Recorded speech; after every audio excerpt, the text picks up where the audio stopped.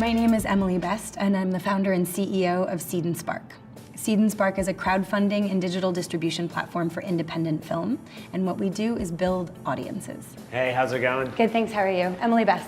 Steve. Great to meet you, Nice Steve. to meet you. Nikhil from SoftBank. Hey, Nikhil, great to meet you. Tell us a little bit about you and what you're working on. Sure. Seed & Spark is a crowdfunding and social distribution site for independent film. And I'm going to tell you a sort of personal story about how I arrived to this particular business. So my friend Caitlin was making a movie with Ed Burns called Newlyweds. Okay. And we had been talking about doing a play. And Caitlin says, guys, we should make a movie. It's so easy. And we ran up against what you might imagine, which is a real problem to fund a non-traditional narrative with a bunch of first-time filmmakers. So we make this wedding registry, and we list all of the things that we need to make the movie. The camera, the car rental, the lobsters, we were shooting in Maine, the sunscreen, the bug spray, because we were shooting in Maine. We put all those things on a list with how much they cost, and sent this list out to everyone we knew, and we promised the only incentive we could afford, which was your name in the credits. In 30 days, we raised $23,000 in cash, and literally, and I'm using the word correctly, literally, hundreds of thousands more in donations and gifts of locations, goods, and services. So that part was really exciting. We made the film, we finished the film, and then it went to festivals. Just to cut to the chase, Sure. have you been able to replicate that? Yes. Although we're the first film to go all the way through the cycle, right?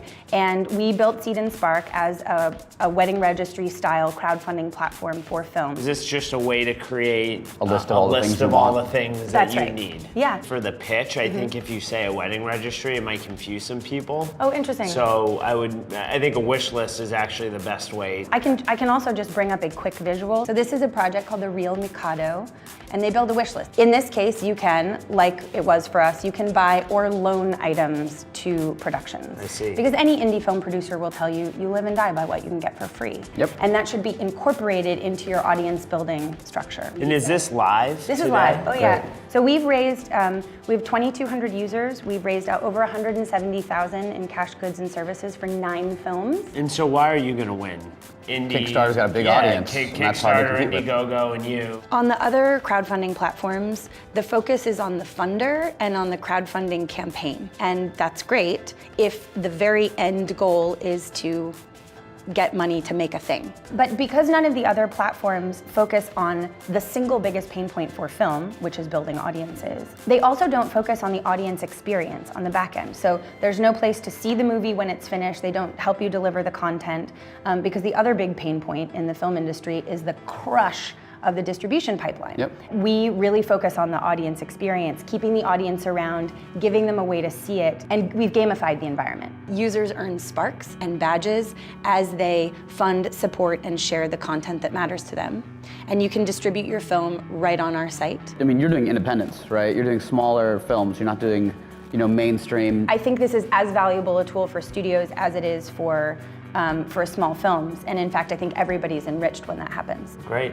Awesome. Well, thanks so much Thank for you. coming in. Yeah, It was congrats. great to meet you. It's really great. Thank you. I think it went well, although you just never know. They're very personable and ask great questions. I didn't feel like I ever didn't know the answer, which is always a good feeling. The one thing that I'd encourage her to think a little bit more about is that positioning against Kickstarter and Indie, because she's going to have to steal those filmmakers. We're in a very competitive industry, so it's sort of a matter of, do they buy, yes, we can gather market share from Kickstarter, Indiegogo, or not? Even though I beat her up a little bit on the wedding registry, but the wish list, I think, is a really creative way to engage the audience. Steven said not to mention the wedding registry, and that until now has been the one thing that everybody was like, well, you have to say the wedding registry because everybody understands it immediately. Well, we know obviously a couple of folks that do direct investments in movies, and those are mainstream movies with A-list actors, but even they have a hard time